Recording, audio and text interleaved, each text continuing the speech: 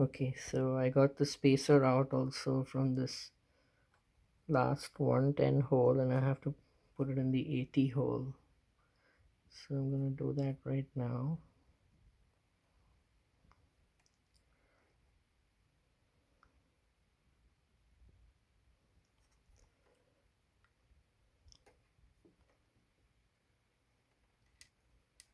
Yeah, and it fits right in, so that's good.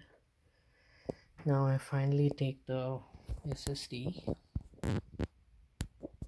and that's the screw hole over here where it'll screw in, and that's the PCB connection.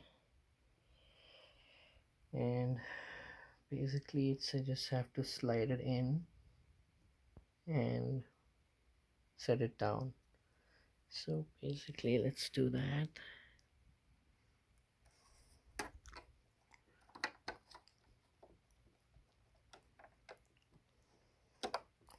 Yeah, it fits, it goes in pretty well,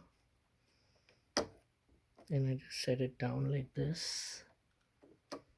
It seems to fit the screw hole connection, so that's good.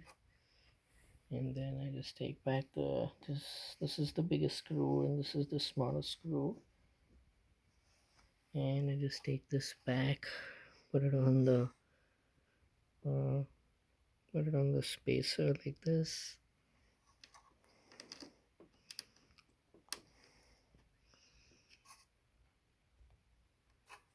and then I have to just screw it down.